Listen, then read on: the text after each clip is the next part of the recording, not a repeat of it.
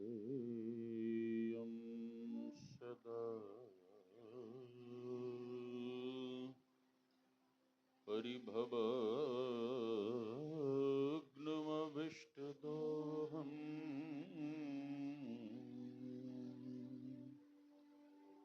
तीर्थास्पदं शिवविरञ्चि नुतं शरण्यं मृत्यार्तिहं व्रणतपालभवाब्धिपोतम्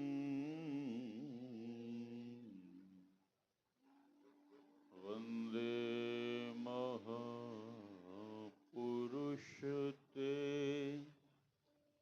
चरणारविन्दम् गुरुर्ब्रह्मा गुरुर्विष्णुः गुरुर्देवो महेश्वरः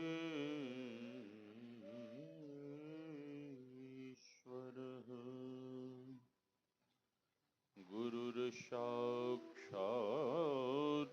परं ब्रह्म तस्मै श्री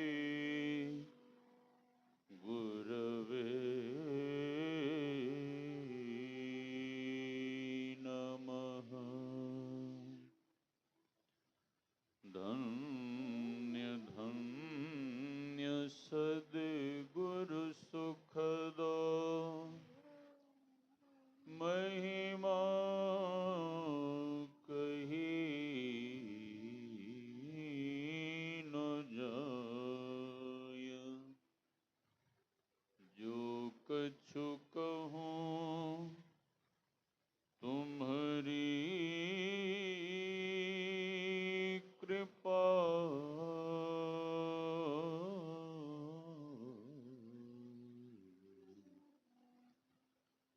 मोते कछु न बसाय। मेरा मुझ में कुछ नहीं, जो कुछ है गुरु तोय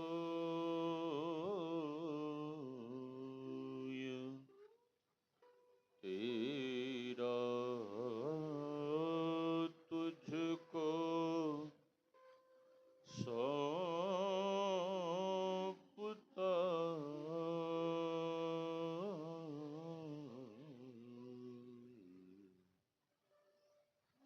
क्या लगेगा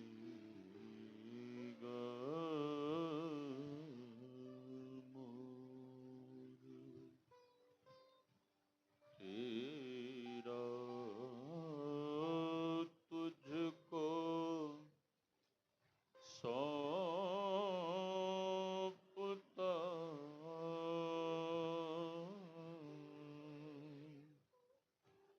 क्या लगेगा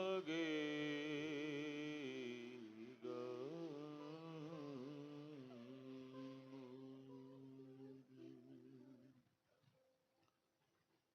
आसन पर आसीन परमाराध्य सद्गुरु महाराज के युगल चरणों में कोटि कोटि नमन।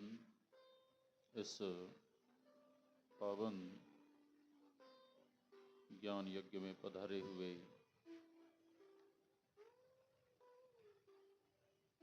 संत महापुरुष, इस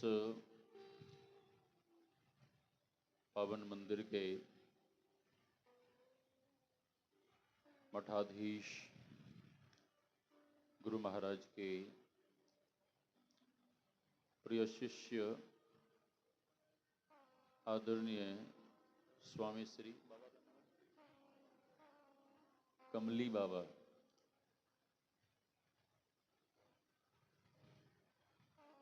मंच पर विराज रहे स्वामी श्री नंद किशोर बाबा, इस पावन ज्ञान यज्ञ में पधारे हुए पूज्य गुरुजन, सत्संग प्रेमी महानुभावों, माताओं एवं भक्तिमती बहनों, आप सबों के भीतर विराज रहे परमात्मा स्वरूप आत्मा को हम वंदन करते हैं। श्री राम मैं सब जग जानी, करऊं प्रणाम जोर जुग पानी। यही भाव लिए हम आप सत्संग ज्ञान रूपी गंगा में अवगाहन कर अपने तन, मन और अंतःकरण को शुद्ध तथा पवित्र बनावें।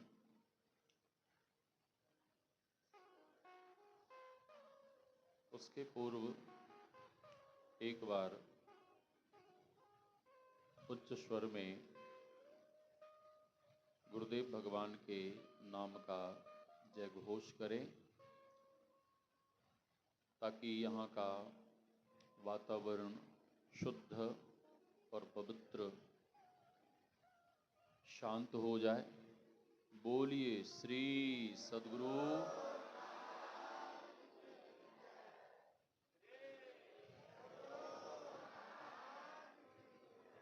पीछे से आवाज नहीं आई, पीछे से आवाज बहुत कम आई।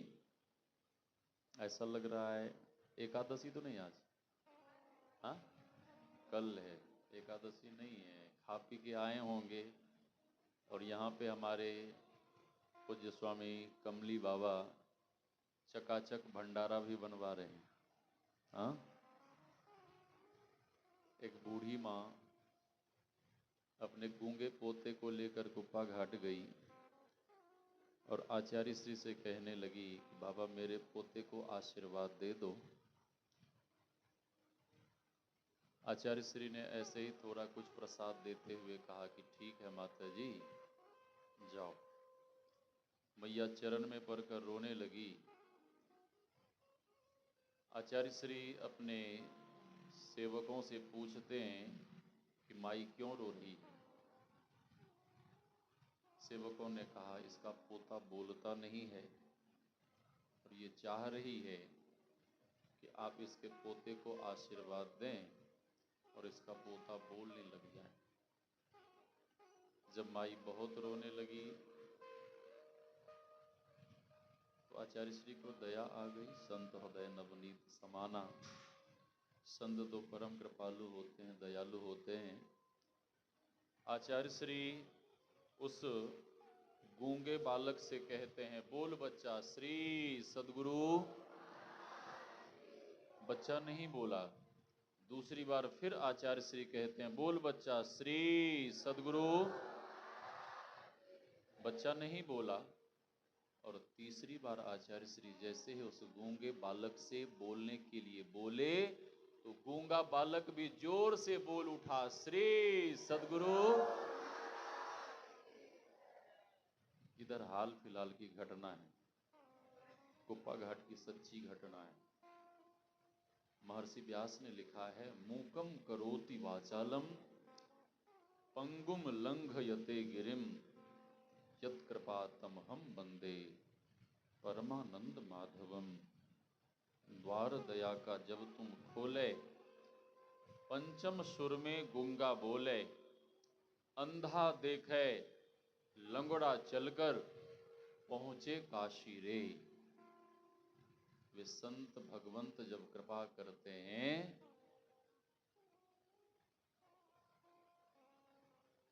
द्वार दया का जब तुम खोले, पंचम सुर में गूंगा बोले। पंचम स्वर ये बच्चे लोगों को पता है, भजन गाने वाले को। हाँ, बहुत ऊंची और सुरीली आवाज में, ठीक है। संत भगवंत जब कृपा करते हैं तो गूंगा भी पंचम स्वर में बोल सकता है। अंधा देखे, अंधा देख सकता है। समर्थ रामदास जी महाराज जब माँ के अंतिम दर्शन करने आए तो माँ चरण में माँ को समर्थ रामदास जी महाराज प्रणाम करते हैं और माँ पूछती हैं कि ऐ मेरे लाल, माँ पूछती हैं कि आप कौन हैं? समर्थ रामदास जी महाराज कहते हैं, माँ आपने हमें पहचाना नहीं, मैं आपका ही बेटा, आपका ही बेटा नारायण हूं। बचपन का नाम नारायण। और माँ प्यार से नारवा कहती। माँ कहती, अरे नारवा तू इतना बड़ा हो गया है रे, हाँ? तेरी ये दाढ़ी, ये जटाएं, तू इतना बड़ा हो गया। बहुत हो गया ये बाबा जी बनना, साधु बनना। अब तू घर में रह, घर गृहस्थी बसा ले, शादी कर ले। समर्थ रामदास जी महाराज ने कहा कि माँ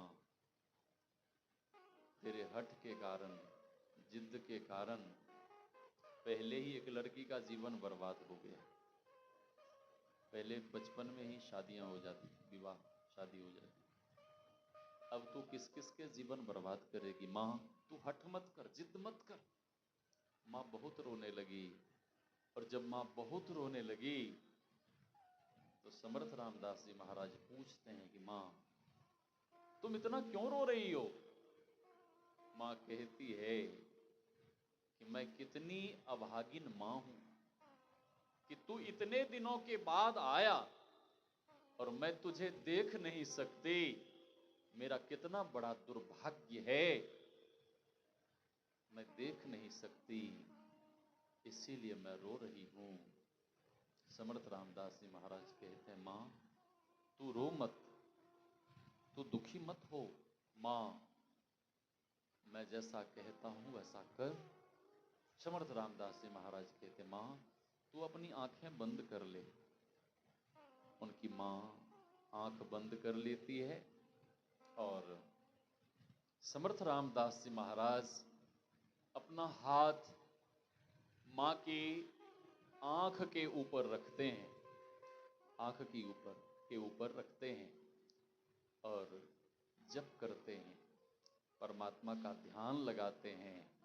और थोड़ी देर के बाद समर्थ रामदास जी महाराज अपना हाथ हटा लेते हैं और माँ से कहते हैं कि माँ अब तुम धीरे धीरे अपनी आंखें खोलो, धीरे धीरे नेत्र खोलो। और जैसे ही उनकी माँ, उनकी अंधी माँ धीरे धीरे नेत्र खोलती है कि उनकी माँ को जैसे पहले दिख रहा था पुनः दोबारा से वैसे ही दिखना शुरू हो गया। अंधा देखे, लंगड़ा चलकर पहुंचे काशी रे। साउंड की आवाज कम करिए, साउंड से सीटी आ रही है। श्री सदगुरु, घुमाओ मत भाई, साउंड तुमने नजदीक में लगा दिया है, साउंड थोड़ा दूर में लगाता है, इसको भी दूर में लगाना चाहिए। श्री सदगुरु, मैंने ध्यान नहीं दिया, मैं थका हुआ था, दूर से आया और कमरे में चला गया, नहीं तो उसी समय मैं बता देता। साउंड दूर में लगता है। श्री सदगुरु महाराज की जय। साउंड आपका अच्छा है लेकिन बहुत नजदीक में होने के कारण आवाज जैसी बननी चाहिए वैसी नहीं बन पा रही है। साउंड में कोई कमी नहीं है। श्री सदगुरु, मैं कह रहा था, लंगड़ा चलकर पहुंचे काशी रे। एक गरीब आदमी देवराहा बाबा के पास गया अपनी विकलांग बेटी को लेकर और चरण में पड़कर रोने लगा।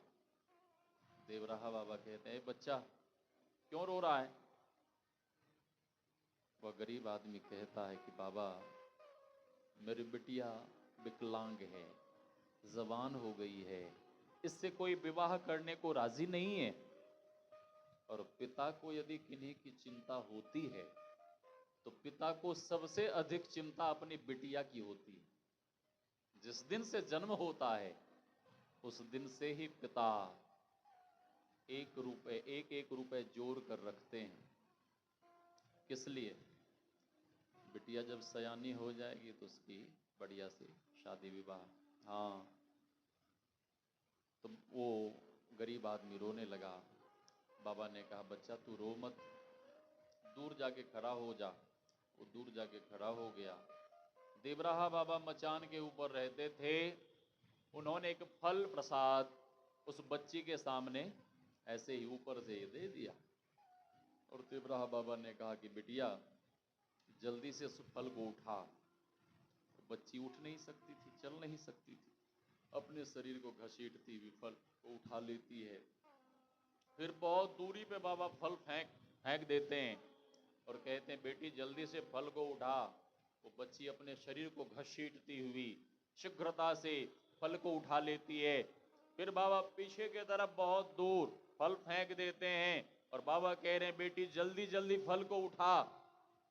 देवराहा बाबा फल फेंकते गए और वो विकलांग बच्ची शीघ्रता से फल को उठाती गई।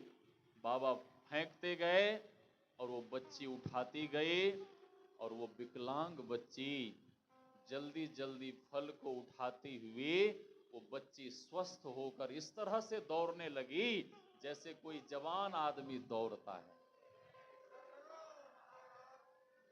पंगुम लंघयते गिरिम,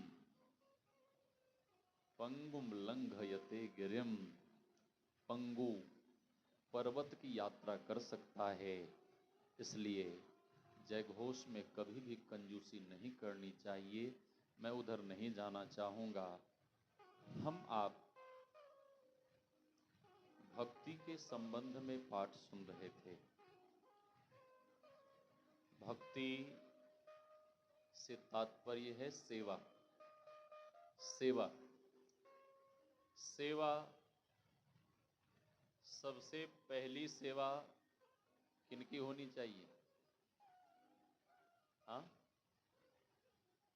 तुम्हारे मुंह से तो आवाज भी नहीं निकल रही है। श्री सद्गुरु। हाँ, माता पिता की। क्यों? इसलिए प्रथम गुरु है माता पिता। ठीक है, प्रथम गुरु है माता पिता। रज विरज के सोई दाता। लेकिन लोग माता पिता की सेवा नहीं करते, माता पिता को अपशब्द कहते हैं, माता पिता का लोग अपमान करते हैं, माता पिता को घर से बेघर कर देते हैं। हाँ, माता पिता को बासी रोटी खाने को देते हैं। साहब मैंने देखा है, विस्तार में नहीं जाऊंगा, बिल्कुल संक्षेप में सुन लीजिए। सेवा नहीं करते।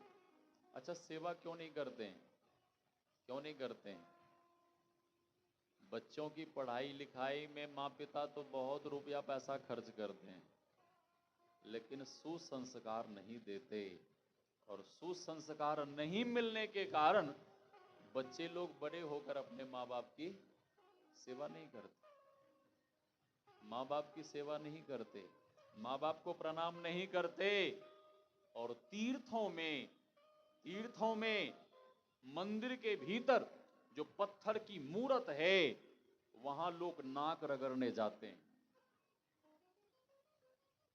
बिल्कुल संक्षेप में मैं सुना देता हूं।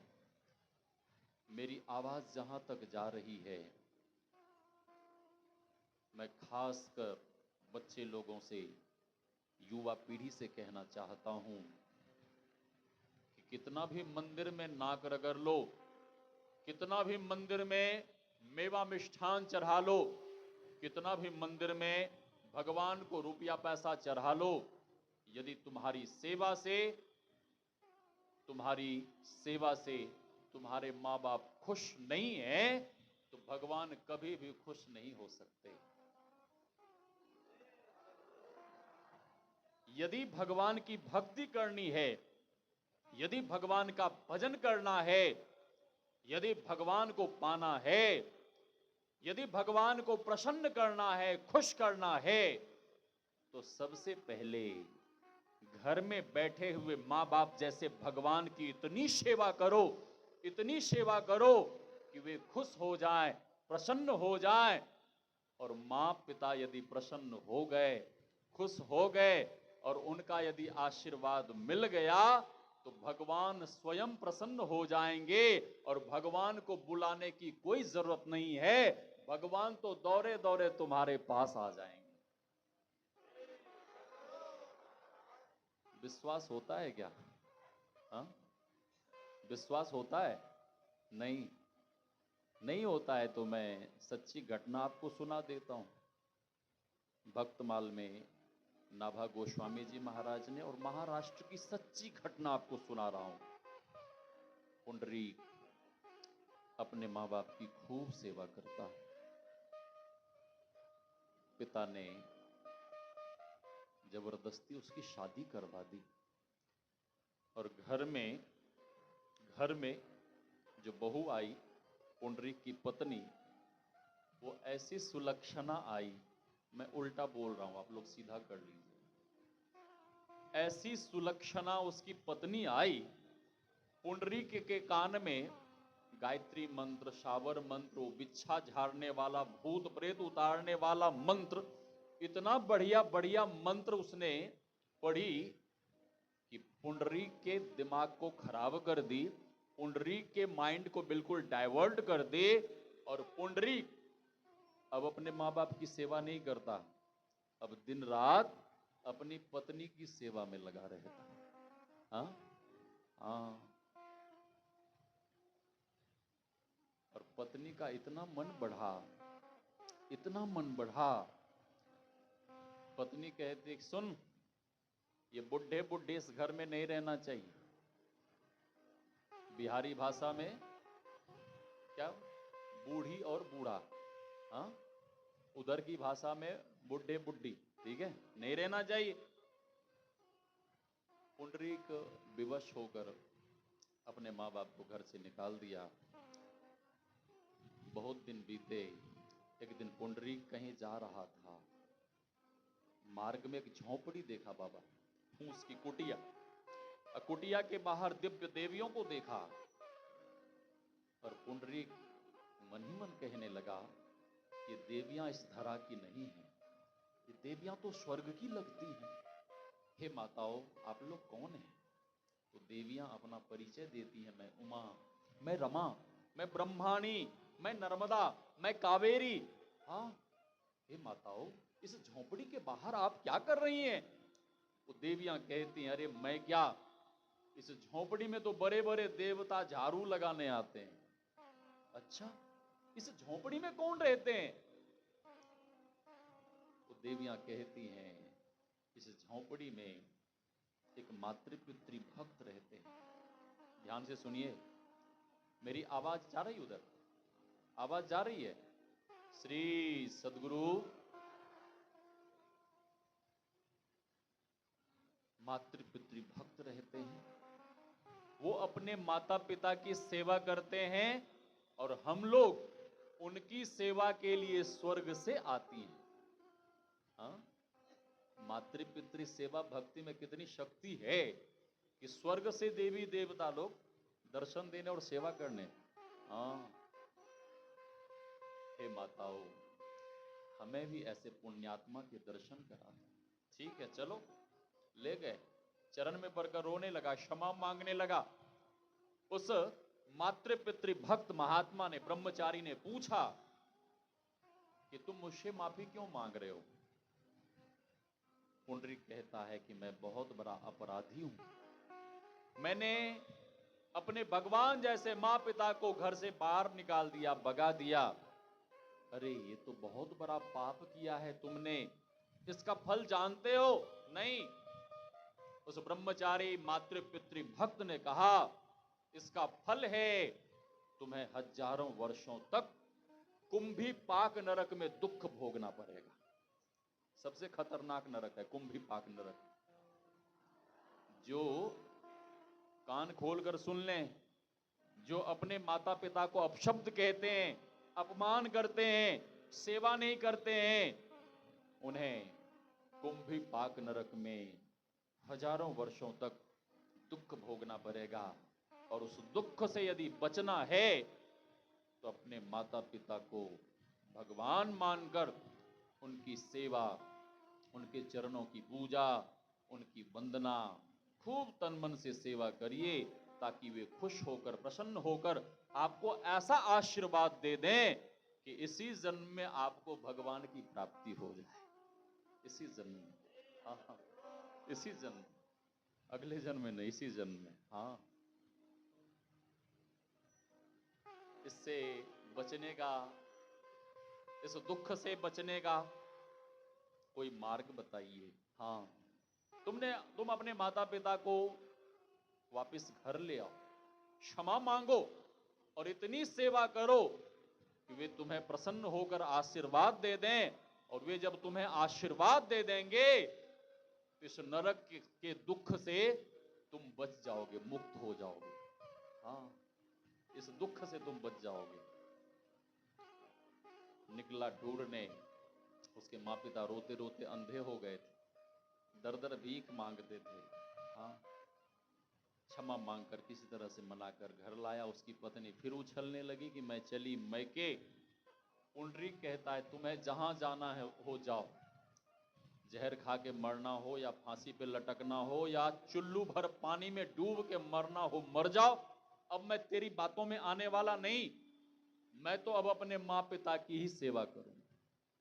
खूब दिन रात एक कर माँ पिता की सेवा करता, उनके चरणों की वंदना करता, पूजा करता। इतने तनमन से सेवा की, इतने तनमन से मातृपितृ भक्ति की, तो उसके मातृपितृ सेवा भक्ति को देखकर भगवान को नहीं रहा गया। उसके मातृपितृ सेवा भक्ति से प्रसन्न होकर एक दिन साक्षात भगवान उसके सामने प्रकट हो गए। लोग भगवान को कहां खोजने जाते हैं? कहां खोजने जाते हैं बाबा? हरिद्वार में, हरिद्वार में, ठीक है। हाँ हाँ हाँ, देवघर में, बद्रीनाथ, केदारनाथ, गंगोत्री, यमुनोत्री में पता नहीं कहां कहां जाते हैं, लेकिन बाबा कबीर कहते हैं मोकू कहां ढूंढे रे बंदे, मैं तो तेरे पास में। भगवान शंकर ने क्या कहा? भगवान शंकर की तो बात सुन लीजिए। भगवान शंकर कहते हैं हरि व्यापक सर्वत्र समाना, प्रेम ते प्रकट हो ही मैं जाना। ओम ईशावास्यमित गुं सर्वम यत्किंचित जगत्याम जगत तेन त्यक्तेन भुंजी था मां ग्रदः कस्य शुद्धनम। भगवान भोलेनाथ कहते हैं God is everywhere, God is appears out of love, love is God, God is love, प्रेम ते प्रकट हो ही मैं जाना। एक महापुरुष ने कहने की कृपा की, सूर घनेर फिरे कन मांगत, पैपद शूर सो स्वाद कहाँ, करताल मजीर बजावती हैं, मीरा मतवारी सी चाह कहाँ, सी राम कथा कितनों ने लिखी, तुलसी सरसी मर्याद कहाँ, नरसिंह बसे प्रति खंभन में, पै काढ़ी वे को प्रहलाद कहाँ। परमात्मा तो सब जगह हैं, सर्वत्र हैं, लेकिन मिलेंगे कैसे? महापुरुष कहते हैं करताल मंजीर बजावती हैं। माताएं बहनें मंदिरों में बैठकर, जैसे ये बच्ची लोग यहाँ भजन कीर्तन कर रही थी, माताएं बहनें मंदिरों में बैठकर करताल मंजीरा बजाती हैं, भजन कीर्तन करती हैं, भजन गाती हैं। लेकिन महापुरुष कहते हैं भजन तो गाती हैं, कीर्तन तो करती हैं, करताल मंजीरा तो बजाती हैं, लेकिन मीरा मतवारी सी चाह कहां। और जब तक मीरा मतवारी सी चाह और मीरा मतवारी जैसा प्रेम और मीरा मतवारी जैसी प्रीति, उसके जैसे विरह और व्याकुलता जब तक भीतर में नहीं होगी, तब तक भगवान कैसे मिलेंगे? भगवान को पाने के लिए मां मीरा के जैसी प्रीत, मां सहजोबाई के जैसा प्रेम, मां जनाबाई के जैसे भक्ति भाव भीतर में होने चाहिए, तब तो भगवान मिलेंगे। तो मैं कह रहा था भगवान प्रकट हो गए। भगवान कहते हैं पुंडरीक वर मांगो। पुंडरीक कहता है कि हे प्रभु हमें कुछ भी नहीं चाहिए। भगवान कहते हैं कुछ भी मांग। पुंडरीक कहता है कि हे प्रभु आप हमें कुछ देना ही चाहते हैं तो यही आशीर्वाद दीजिए कि दिन प्रतिदिन मेरी मातृ पितृ भक्ति बढ़ती चली जाए और हमें कुछ भी नहीं चाहिए। भगवान कहते हैं कि संस्कार तो तेरे भीतर कूट कूट के भरा पड़ा है, और कुछ मांग, कोई वर मांग। पुंडरीक कहता है कि हे प्रभु आप हमें कुछ देना ही चाहते हैं तो यही वरदान दीजिए कि जितने बार इस धरा पे मैं जन्मूं, जितने बार मैं इस धरा पे पैदा होऊं, उतने बार खूब मन लगाकर अपने माँ बाप की सेवा करूं और हमें कुछ भी नहीं चाहिए। भगवान कहते रे पुंडरीक मैं हार गया, मैंने मांगने को कहा लेकिन तुमने नहीं मांगा, तो मैं अपने तरफ से तुम्हें आशीर्वाद दिए जा रहा हूं, अभयदान दिए जा रहा हूं। यह गांव तेरे नाम से पूरे जगत में विख्यात होगा, पंढरपुर जगत में विख्यात होगा। आने वाले समय में यहाँ मेरा दिव्य भव्य मंदिर होगा और मेरे मंदिर के सामने तुम्हारा मंदिर होगा, और दुनिया के भक्त लोग जब आएंगे तो सबसे पहले तुम्हें प्रणाम करेंगे, तुम्हारा पूजन करेंगे, फिर मेरे पूजन को आएंगे, और जब तक तुम्हारा पूजन नहीं करेंगे तो मेरे पूजन का उन्हें फल प्राप्त नहीं होगा। प्रबल प्रेम के पाले पड़कर प्रभु को नियम बदलते देखा, अपना मान टले टल जाए पर भक्त का मान न टलते देखा। भगवान अपने भक्त का मान बढ़ा देते हैं। हाँ, तो मैं कह रहा था कि हम आप भक्ति के संबंध में पाठ सुन रहे थे, नवधा भक्ति, और घटना हम आप स्वामी नंदकिशोर बाबा के मुखारविंद से सुन ही चुके कि विवाह की घड़ी आई, उसके पिता ने बहुत सारे पशु पक्षियों को बंद कर रखा हत्या करने के लिए, मांस पकाने के लिए। माँ शबरी को जब पता लगा तो माँ शबरी, पिताजी कहीं गए थे और माँ शबरी पिंजरे को खोल देती है, सभी पशु पक्षियों को बंधन से मुक्त करने लगती है, और पशु पक्षियों के नेत्र सजल हो गए, पशु पक्षी की आंखों में आंसू आ गए, और पशु पक्षियों ने आशीर्वाद दिया कि ए बेटी सबरी, तुमने तो हमें इस कैद खाने से, इस पिंजरे से, इस बंधन से मुक्त किया है। ए बेटी सबरी, हम लोग तुम्हें आशीर्वाद देते हैं कि भगवान तुम्हें कृपा कर इस आवागमन के बंधन से मुक्त कर देंगे।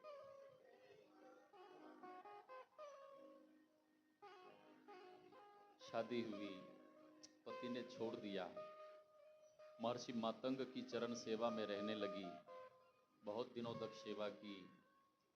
गुरुदेव शरीर छोड़ने लगे, मां सबरी चरण पकड़कर रोने लगी कि हे गुरुदेव, आप ही मेरे जीवन के सहारे हो, आप ही हमें छोड़कर चले जाओगे तो मैं किसके सहारे जीऊंगी।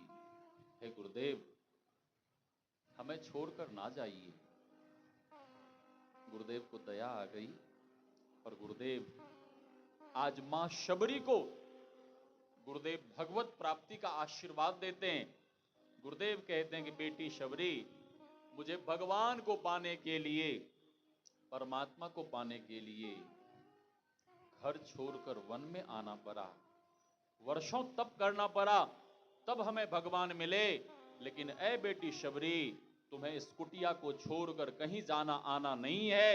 मैं तुम्हें आशीर्वाद देता हूं कि स्वयं भगवान चलकर तुम्हारी कुटिया में आ जाएंगे, स्वयं भगवान चलकर तुम्हारी कुटिया में आ जाएंगे, स्वयं भगवान चलकर तुम्हारी कुटिया में आ जाएंगे। गुरुदेव ने देह त्याग कर दिया।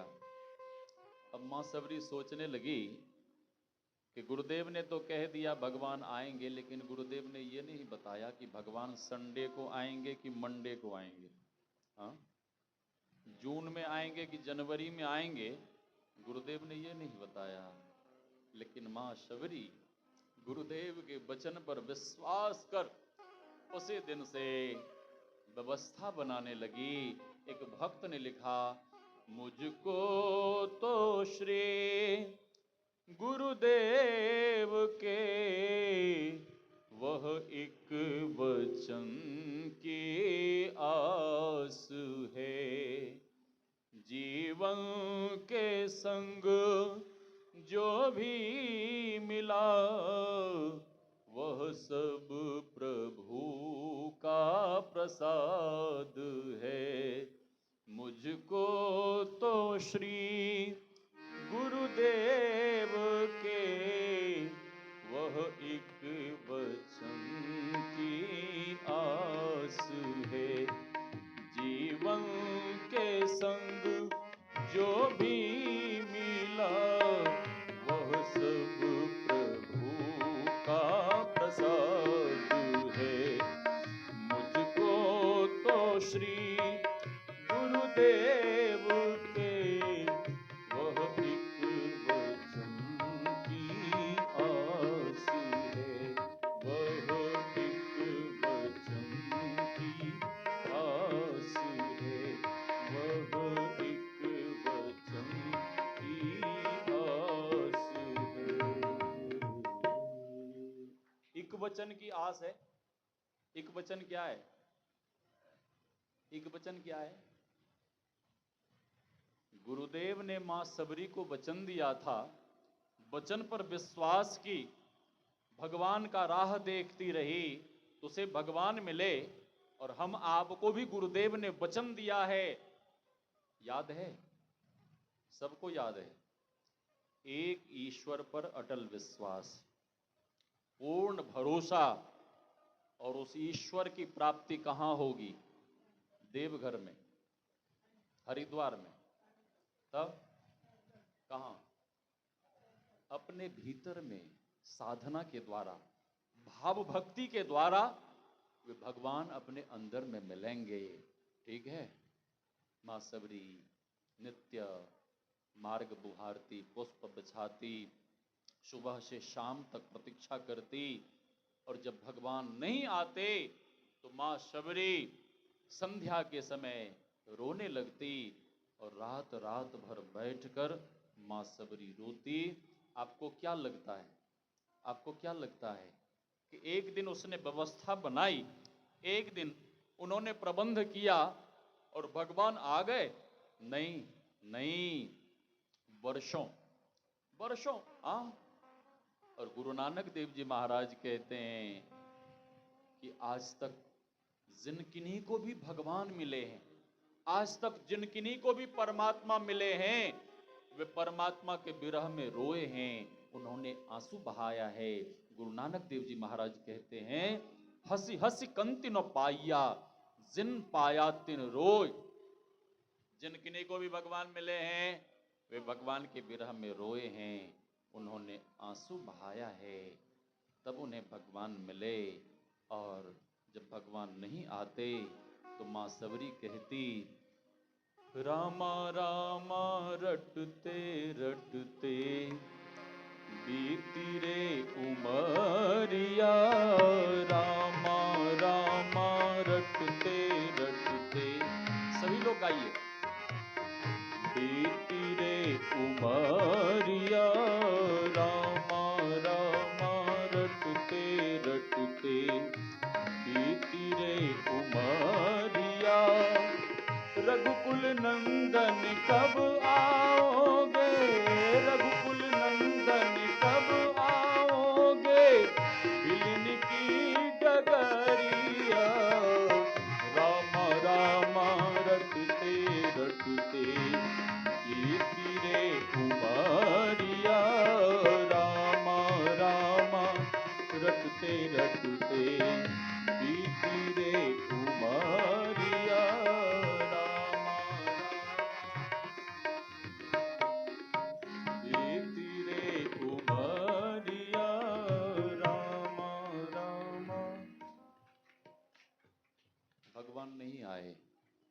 भगवान नहीं आए।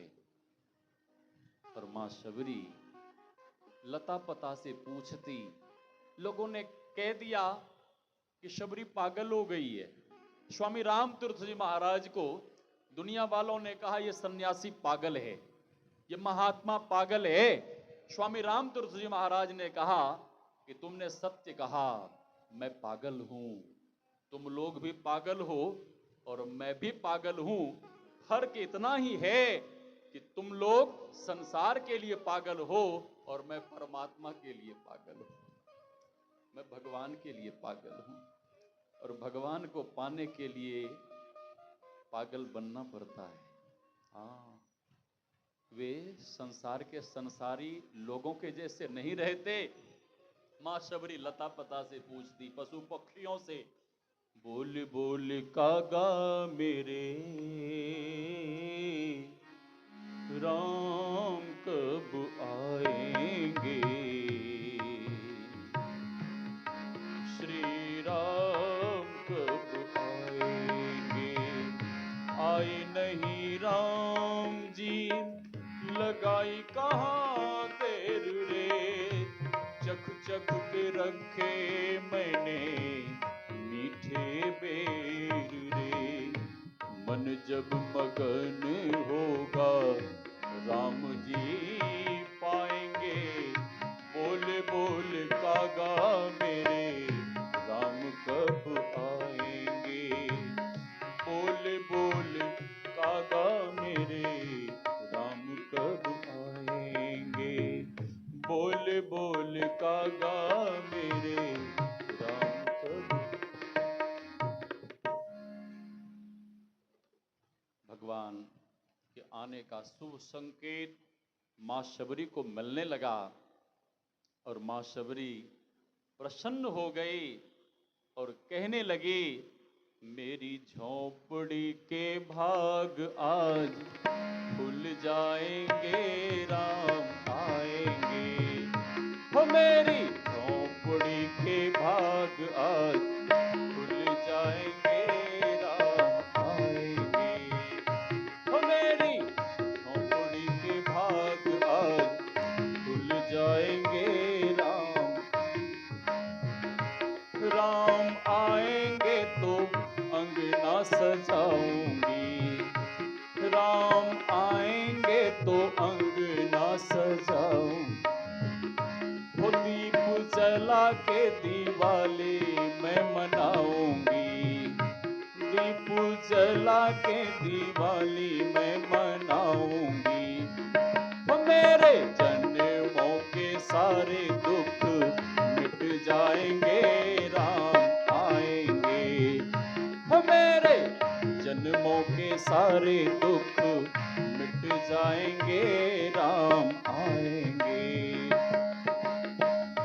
राम आएंगे आएंगे राम आएंगे, राम आएंगे आएंगे राम आएंगे, राम आएंगे आएंगे राम आएंगे। वो मेरी झोंपड़ी के भाग आज खुल जाएंगे, राम आएंगे। वो मेरी झोंपड़ी के भाग आज खुल जाएंगे, राम आएंगे। वो मेरी झोंपड़ी के भाग आज।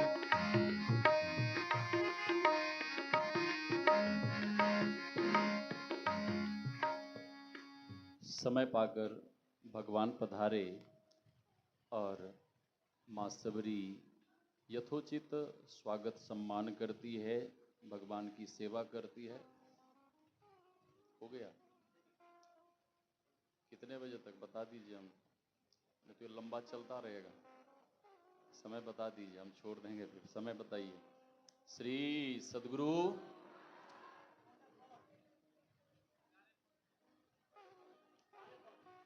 भगवान पधारे।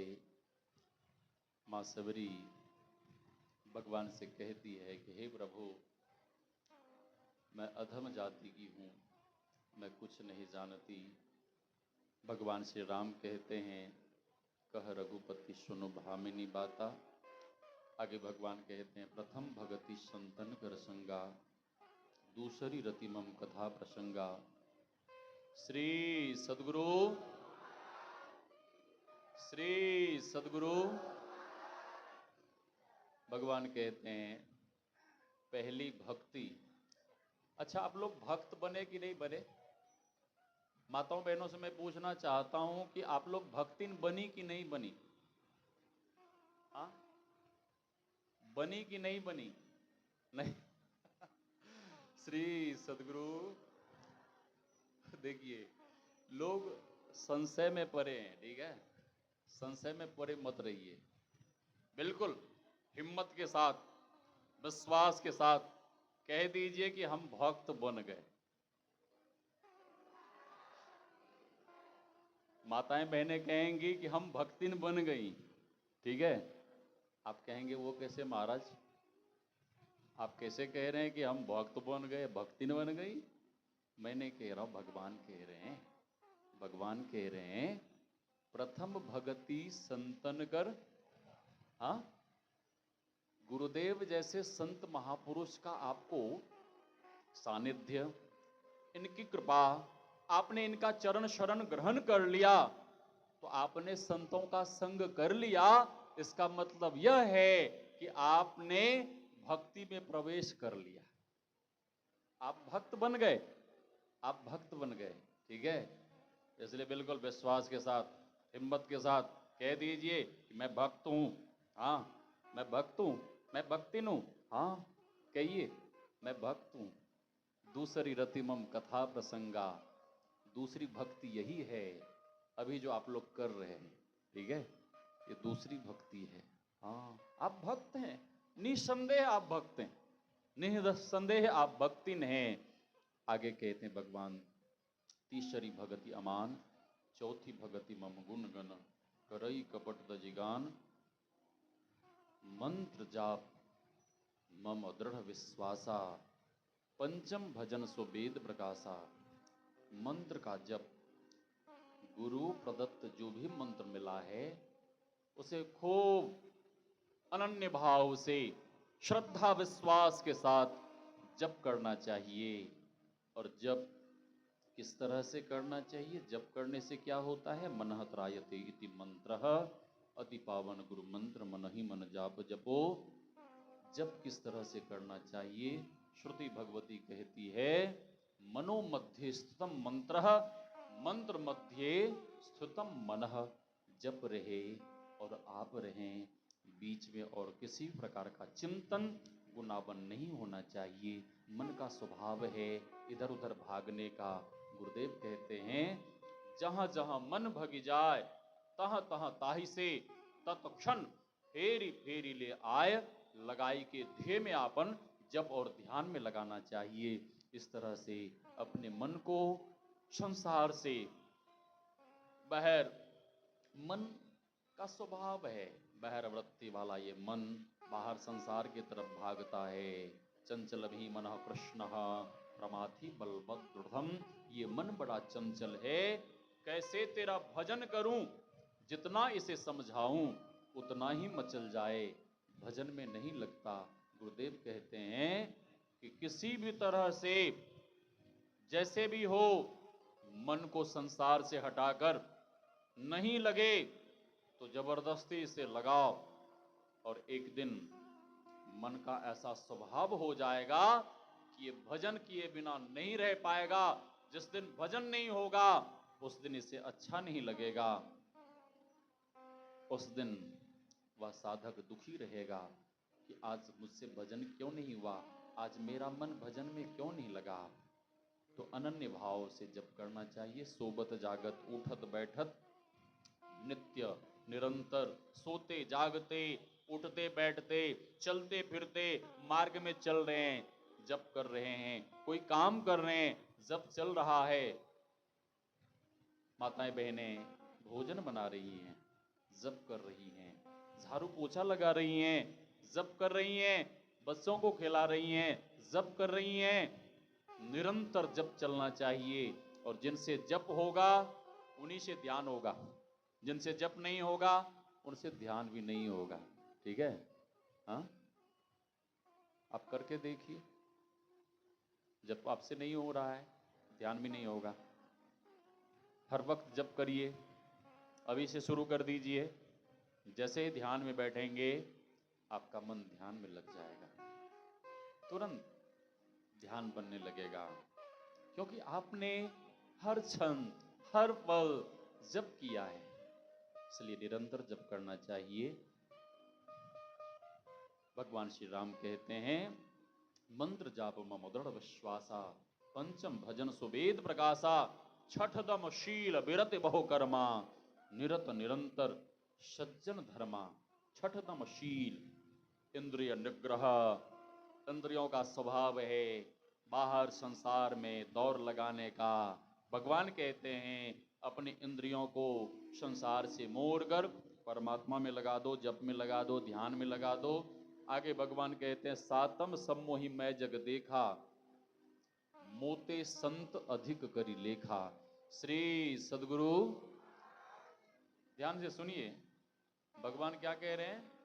मुझसे भी अधिक संत को क्या मानना। हम करोड़पति हैं, मैं नहीं हूं।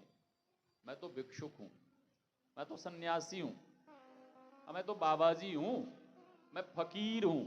वाह वाह रे मौज फकीरां दी, कदी तखांदे चना चवेना, कदी लपटा लेंदे खीरा दी। वाह वाह रे मौज फकीरां दी। एक करोड़पति व्यक्ति, सामने से संत आ रहे हैं और करोड़पति व्यक्ति ने मुंह फेर लिया। क्यों? संत जी आ रहे हैं, कहीं उन्होंने हमें देख लिया, उन्हें प्रणाम करना पड़ेगा। कई लोग ऐसे मिलते हैं हमें, हाँ, महात्मा को देखकर मुंह फेर लेते हैं। और कई अभिमानी व्यक्ति तो ऐसे भी मिलते हैं कि वो संत के चरण नहीं छूते, घुटने में प्रणाम करते हैं। हाँ, घुटने में यमराज का वास रहता है, मतलब यमलोक जाने की वो तैयारी कर रहे हैं। हाँ, इसलिए कभी भी घुटनों में प्रणाम मत करिए। आजकल के पढ़े लिखे लोग, कई लोगों को हमने देखा है कि महात्मा को पेट में छूकर प्रणाम करते हैं, पेट को छू, मतलब महात्मा के पेट में पूरा ब्रह्मांड समाया हुआ है, महात्मा के पेट में ही भगवान है, इसलिए महात्मा के पेट को ही प्रणाम कर। हाँ, चरण छूकर प्रणाम करना चाहिए, साष्टांग दंडवत प्रणाम करना चाहिए। बोलिए श्री सदगुरु। भगवान आगे कहते हैं, आठम जथा लाभ संतोषा, सपने हूं नहीं देखई परदोषा। जो कुछ मिला है उतने में ही संतुष्ट रहकर भगवान का भजन करना, ठीक है? हाँ, और दूसरे के दोषों को ना देखना। लेकिन लोग तो दूसरे के ही दोषों को देखते रहते हैं। बाबा कबीर कहते हैं, बुरा जो देखन में चला, बुरा न मिलिया ज्यों दिल ढूढ़ा आपना। हाँ, ये देखिए ना, हमारे हाथ को हमने एक उंगली उठा दी किसी के ऊपर, ठीक है? ये तीनों उंगलियां हमारी ओर इशारा कर रही हैं कि तुम जो दूसरे के ऊपर उंगली दिखा रहे हो, उठा रहे हो, पहले तुम अपने आप को तो देखो, तुम कैसे हो। हाँ, और लोग कमी निकालते हैं, मुख से एक दूसरों की निंदा करते हैं, भाई भाई की निंदा करते हैं, हाँ, पिता पुत्र की निंदा, पति पत्नी की निंदा, मित्र मित्र की निंदा।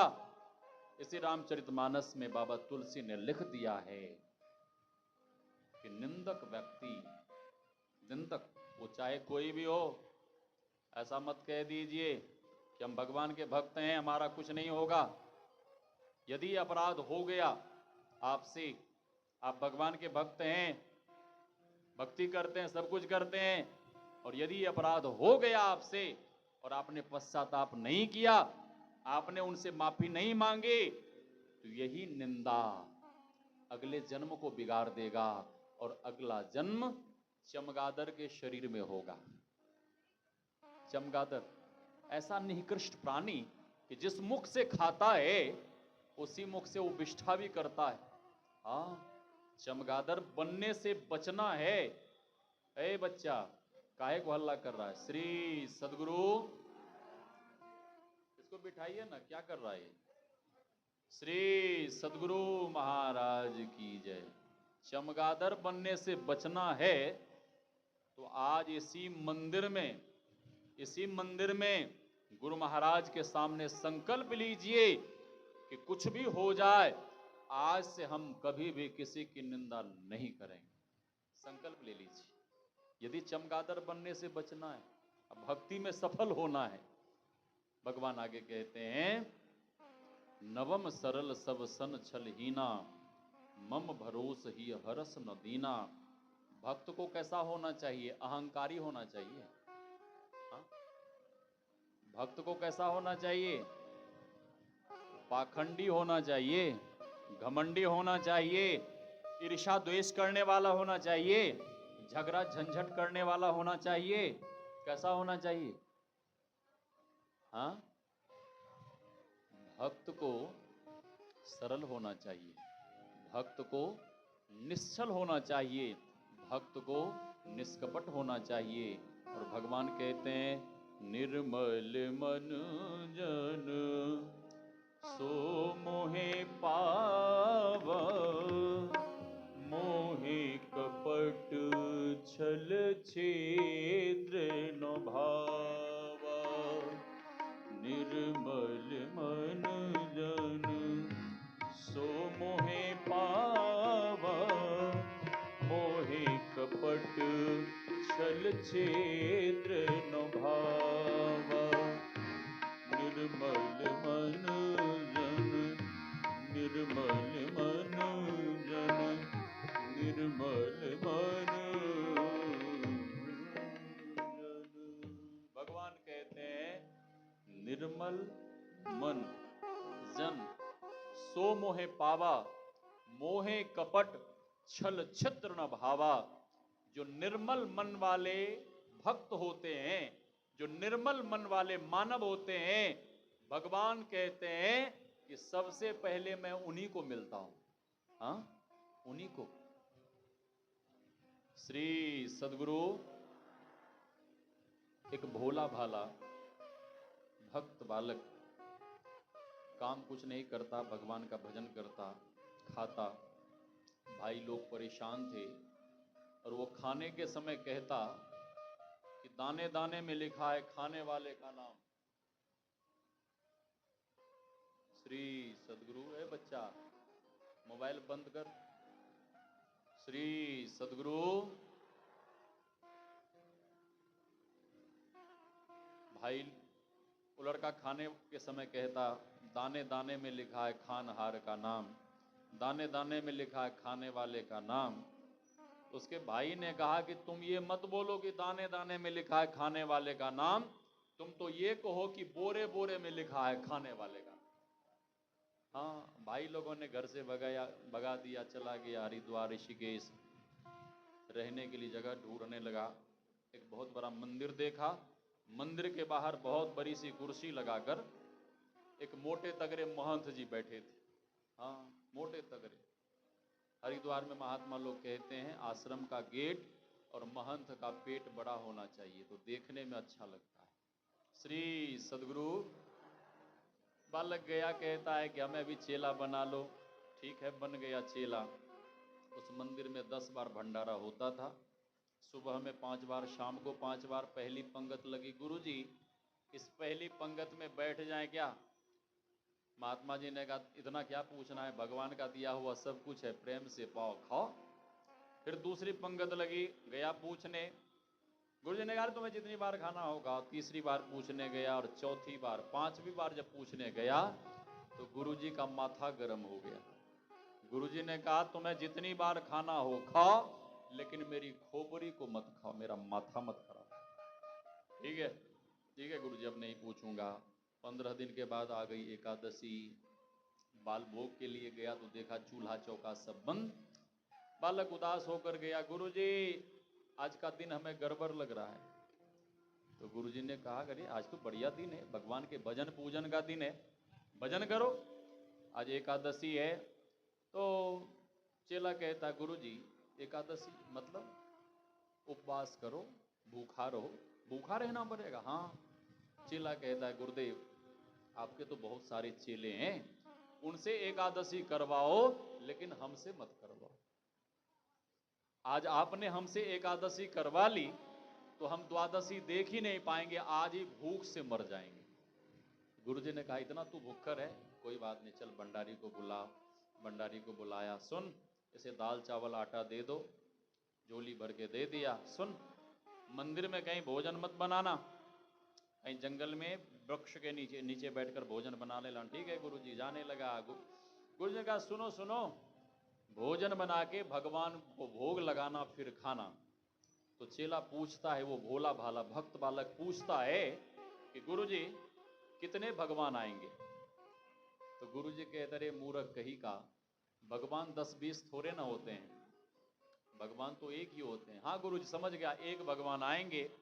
बालक गया, भोजन बनाया और लगा भगवान को पुकारने, राजा राम आइए, सीता राम आइए, मेरे मेरे भोजन का भोग लगाइए, ओ मेरे भोजन का भोग लगाइए। राजा राम आइए, सीता राम आइए, मेरे भोजन का भोग। भगवान नहीं आए। बालक कहता भगवान जी लगता है कि आप इस चक्कर में हो कि वहां गुरुजी 56 भोग बना रहे होंगे और 56 भोग प्रसादी मिलेगा। आज कुछ नहीं बन रहा, चूल्हा चौका सब बंद है और गुरुजी भी खुद भूखे बैठे हैं। भगवान जी ये आपकी बहुत बड़ी भूल हो जाएगी, इसलिए परेशान मत करो, प्रेम से आके खा लो। बालक कहता है भूल करोगे यदि तज दोगे भोजन रूखे सूखे, भूल करोगे यदि तज दोगे भोजन रूखे। एकादशी आज मंदिर में, एकादशी आज मंदिर में बैठे रहोगे भूखे। राजा राम आइए, सीता राम आइए, मेरे भोजन का भोग लगाइए, ओ मेरे भोजन का। भगवान नहीं आए। तब बालक कहता है कि लगता है कि वो मंदिर वाला ठाठ बाट यहां नहीं है, सोने की थाली चांदी का चम्मच। हाँ, बालक कहता है आचमनी अर्घन आरती यहाँ यही मेहमानी, आचमनी अर्घन आरती यहाँ यही मेहमानी। सूखी रोटी पाओ प्रेम से, सूखी रोटी खाओ प्रेम से, पियो नदी का पानी। राजा राम आइए, सीता राम आइए, मेरे भोजन का भोग लगाइए, ओ मेरे भोजन का। जैसे ही बालक ने कहा सूखी रोटी पाओ प्रेम से, पियो नदी का पानी, यह भाव सुनकर भगवान को नहीं रहा गया। भगवान तुरंत जानकी मैया और लक्ष्मण भैया के साथ वहां साक्षात प्रकट हो गए। भगवान कहते हैं भाव का भूखा हूं मैं, भाव ही बस सार है, भाव से मुझको भजे तो भव से बेड़ा पार है। भाव बिन सुनी पुकारे मैं कभी सुनता नहीं, भाव वाले भक्त का भरपूर मुझ पर भार है।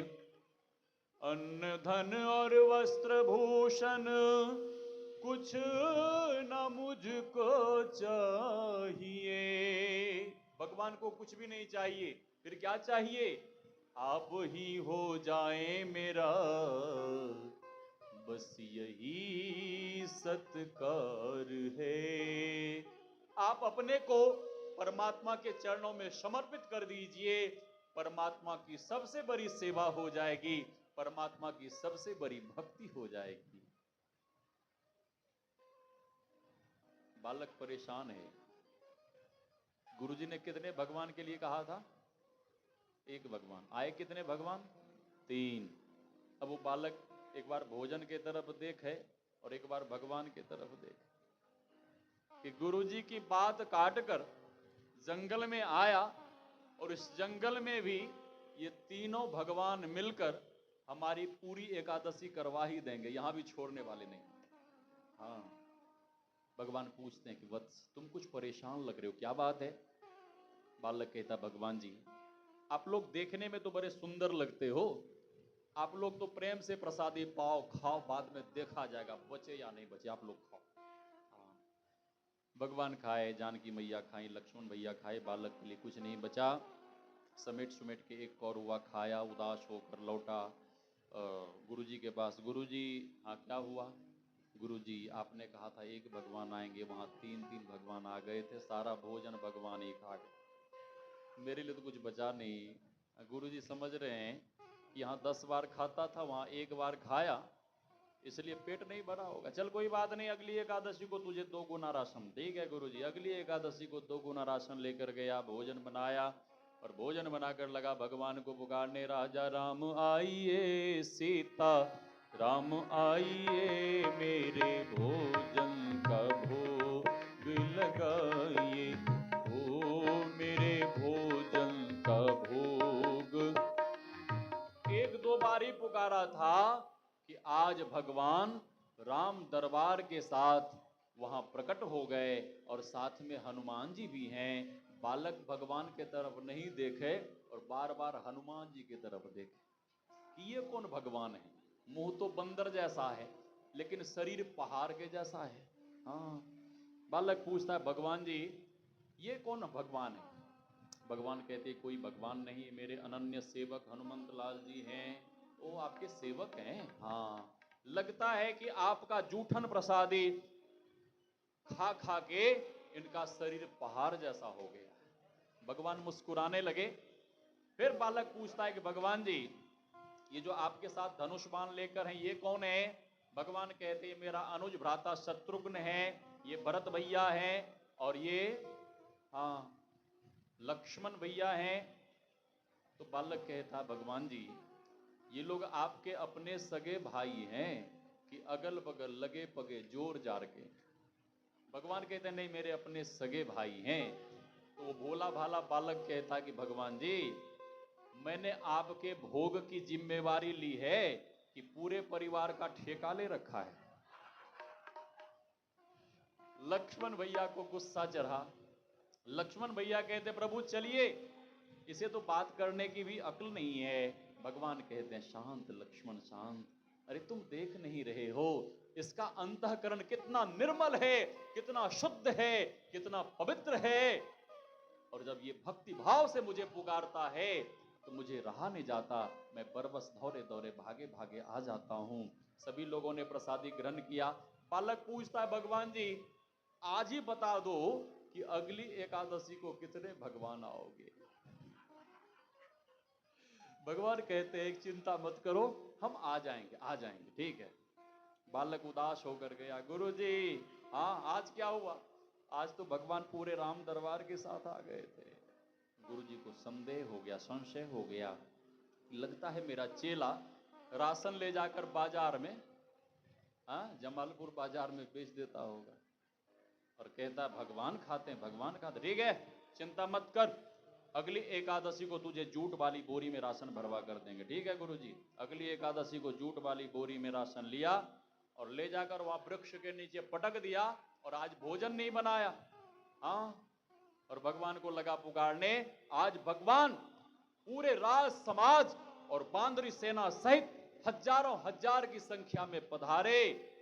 अब तो बालक देख के परेशान, भगवान पूछते हैं कि वत्स आज तुमने भोजन क्यों नहीं बनाया?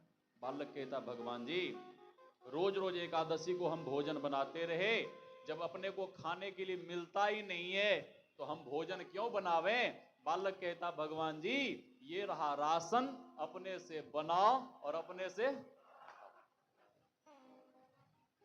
लक्ष्मण भैया कहते हैं कि प्रभु आज तो भोजन भी नहीं बना है, चलिए यहाँ से। भगवान कहते हैं शांत लक्ष्मण शांत। भगवान भरत भैया को आदेश देते हैं कि भरत भैया ऐसा भंडारा बनाओ बनाओ कि पूरे विश्व ब्रह्मांड के ऋषि मुनि संत सन्यासी भर भर पेट भंडारा खाएं और सोने चांदी हीरे मोती की दक्षिणा लेकर जाएं। भरत भैया भंडारे बनाने लगे। श्री भरत जी भंडारे बनाने लगे, श्री भरत जी भंडारे बनाने लगे। चुनके लकड़ी लखन लाल लाने लगे, चुनके लकड़ी लखन लाल लाने लगे। श्री भरत जी भंडारे बनाने लगे, श्री भरत जी भंडारे बनाने लगे। भरत भैया भंडारा बनाने लगे, लक्ष्मण भैया लकड़ी इकट्ठा करने लगे। भरत भैया ने रिद्धि सिद्धि को बुला लिया, वो सब्जी अमनिया कराने लगी। भंडारा बनकर बृहस्पति तैयार हो गया, भगवान को भोग लगा। भगवान कहते हैं वत्स तुम भी कई एकादशी के भूखे हो, तुम भी खूब जमकर भरपेट खा लो। बालक भी खूब जमकर भरपेट खाया। हनुमान जी को सेवा दिया गया था लड्डू बनाने का। वो बड़ा बड़ा हाथ हनुमान जी का, 5-5 शेर का एक एक लड्डू बनावे। एक एक महात्मा एक एक लड्डू नहीं खा पाए। भगवान ने सब जगह निमंत्रण भेज दिया। सारे ऋषि मुनि संत सन्यासी सब आने लगे, भंडारा पाने लगे। सोने चांदी हीरे मोती की दक्षिणा बांदरी सेना के सैनिक सब लुटाने लगे, बांटने लगे। गुरुजी को संदेह हो गया था कि लगता है मेरा चेला चोरी करता है। गुरुजी जब गए तो गुरुजी देखते हैं कि राशन ज्यों का त्यों पड़ा हुआ है। 50 एकड़ में भंडारे की सामग्री, हजारों महात्मा भंडारा पा रहे हैं, सोने चांदी हीरे मोती की दक्षिणा लेकर जा रहे हैं।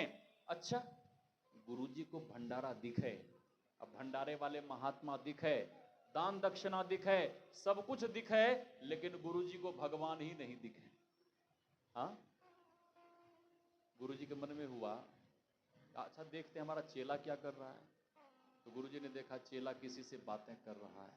गुरुजी कहते हैं कि वत्स तेरे सामने तो कोई नहीं है, तू बातें किससे कर रहा है। चेला कहता है गुरुदेव आप कैसी बात कर रहे हैं, आप देख नहीं रहे, सामने साक्षात भगवान विराजमान है। लक्ष्मण भैया चबल डुला रहे हैं, जानकी मैया विराज रही हैं, भगवान भंडारा करवा रहे हैं, सोने चांदी हीरे मोती की दक्षिणा लुटा रहे हैं, आप देख नहीं रहे। उस भोले भाले भक्त बालक की बातों पर गुरुजी को विश्वास हो गया कि सचमुच में यहां भगवान हैं, लेकिन मैं कैसा अभागा, मैं कैसा अधम, भगवान यहां पर हैं, लेकिन भगवान हमें दर्शन क्यों नहीं दे रहे हैं। दर्शन की प्यास में महंत जी रोने लगे। हरि दर्शन की प्यासी अखियां, हरि दर्शन की प्यासी, हरि दर्शन की प्यासी अखियां, हरि दर्शन की प्यासी। चेला कहता है गुरुदेव आप रो क्यों रहे हैं। गुरुजी ने कहा कि वत्स तेरा जीवन धन्य धन्य हो गया, तेरा जीवन सफल हो गया, तुझे भगवान दर्शन देते हैं, भगवान तुझसे बातें करते हैं, लेकिन मैं कैसा अभागा, मैं कैसा अधम, सारा जीवन जन्म पूजा पाठ करते हुए बीत गया, आज तक एक बार भी हमें भगवान दर्शन नहीं दिए। दर्शन की प्यास में मैं रो रहा हूं, हे प्रभु हमें आप कब दर्शन देंगे। वो भोला भाला भक्त बालक कहता है गुरुजी आप रोइए मत, अभी मैं भगवान से कहता हूं और अभी भगवान आपको दर्शन देंगे। वो भोला भाला भक्त बालक भगवान से कहता है कि हे प्रभु जब आप हमें दर्शन देते हैं तो मेरे गुरुजी को दर्शन क्यों नहीं दे रहे हैं। भगवान कहते हैं कि वत्स तेरे गुरुजी के भीतर अहंकार है। ध्यान से सुनिए, श्री सद्गुरु भगवान तो वही है, लेकिन भगवान के दर्शन नहीं हो रहे। क्यों। भगवान कह रहे हैं कि तेरे गुरुजी के भीतर अहंकार है, तेरे गुरुजी के भीतर कलमश भरा पड़ा है, इसीलिए मैं तो सामने हूं फिर भी उन्हें दर्शन नहीं हो रहा, तो मैं क्या करूं। बालक कहता भगवान जी मेरे गुरुजी आपके दर्शन पाने के लिए इतने आंसू बहा रहे हैं, रो रहे हैं, आपको गुरुजी के ऊपर दया नहीं आती है। बालक कहता भगवान जी जब आप हमें दर्शन दे रहे हैं तो मेरे गुरुजी को भी दर्शन देना पड़ेगा, जबरदस्ती, हाँ देना पड़ेगा। हाँ भगवान कहते हैं कि वत्स तुम चिंता मत करो, तेरे गुरुजी मेरे विरह में, मेरी याद में इतने रोए, उन्होंने इतना आंसू बहाया कि आंसुओं के साथ ही सारा कलमश बह गया, उनका अंतःकरण धुल गया है, उनका अंतःकरण शुद्ध हो गया है, पवित्र हो गया है। तुम अपने गुरुजी को बोलो मेरे तरफ देखने के लिए, उन्हें भी मेरा दर्शन हो जाएगा। उस भोले भाले भक्त बालक ने कहा कि गुरुजी गुरुजी आप रोइए मत, भगवान ने हमें वचन दिया है आपको भी दर्शन देंगे, आप सामने तो देखिए, आप सर झुकाकर केवल रो रहे हैं, आंसू बहा रहे हैं, आप जरा सामने तो देखिए। और उस भोले भाले भक्त बालक के कहने पर महंत जी ने, गुरुजी ने जैसे ही सर उठाकर सामने देखा कि गुरुजी के सामने भी साक्षात भगवान प्रकट होकर दर्शन दे दिए। निर्मल मन जन सो मोहे पावा, मोहे कपट छल छेत्र न भावा। निर्मल मन जन नवम सरल सब सन, नवम सरल सब सन छल हीना, मम भरोस हिय हरस न दीना। नवमः एकौ, ध्यान से सुनिए, नवमः एकौ जिनके होई, नारी पुरुष सो चराचर कोई। सोई अतिशय प्रिय भामिनी मोरे, सकल प्रकार भगति दृढ़ तोरे। जोग वृंद दुर्लभ गति जोई, तो कहाँ आज सुलभ भई सोई। मम दर्शन पल, मम दर्शन पल परम अनुपा। जीव पाव निज सहज स्वरूपा। कही कथा, कही कथा सकल बिलोक, हरि मुख हृदय पद पंकज धरे। तज जोग पावक देह हरि पद लीन, भई जहाँ नहीं फिरे। नर विभेद कर्म अधर्म, बहुमत शोक प्रद सब त्यागहु। विश्वास करि कह दास तुलसी राम पद अनुराग हो। विश्वास करि कह दास तुलसी राम पद अनुराग हो। जातिहीन अघ जन्म मही, मुकुट कीन्ह अस नारी। महामंग मन सुख चहसे, ऐसे प्रभु ही विसारी। ऐसे प्रभु ही विसारी। ऐसे प्रभु ही विसारी। बाबा तुलसी कहते हैं कि माँ सबरी भक्ति कर, साधना कर, परमात्मा की आराधना कर। परमात्मा के उस पद में, हरि के उस पद में लीन हो गई, जहां से पुनः इस आवागमन के चक्र में नहीं लौटना पड़ता। और भगवान कहते हैं, बाबा कबीर कहते हैं, वह परमात्मा का धाम कैसा है। बाबा कबीर कहते हैं, कहाँ उस देश की बतियां, जहां नहीं होत दिन रतियां, नहीं रविचंद अवतारा, नहीं उजियार अंधियारा। भगवान श्री कृष्ण कहते हैं, न तद भास्यते सूर्यो न शशांको न पावकः, यद गत्वा निवर्तन्ते तद्धाम परमम मम। उस परम धाम में जाने के बाद इस जीव को इस आवागमन के चक्र में नहीं आना पड़ता। और भक्ति का संस्कार जिनके भीतर पड़ गया है, ये संस्कार इस जन्म में नहीं तो अगले जन्म में, किसी ना किसी जन्म में भगवान से मिलाकर ही रहेगा। भक्ति बीज विनसय नहीं, ज्यों जुग जाय अनंत। ऊंच नीच घर जन्म ले, तो संत को संत। भक्ति बीज पलटे नहीं, आय परे जो चोल। कंचन जो विष्ठा परे, घटे न ताको मोल। यह संस्कार कभी न कभी परमात्मा से मिलाकर ही रहेगा। जिन्हें साधना की विधि मिल गई हैं, वे खूब मन लगाकर ध्यान भजन सत्संग करें, और जिन्हें विधि नहीं मिली हैं, उन्हें युक्ति जानकर भक्ति में लग जाना चाहिए। महर्षि साई स्वामी जी महाराज की वाणी में, मुक्ति का मार्ग भक्ति है, जो युक्ति बिना नहीं होते। युक्ति से भक्ति यदि न किया, तो सतपथ का ज्ञान कहाँ होगा। तो अधिक नहीं कहते हुए वाणी को विराम। बोलिए श्री सद्गुरु। यह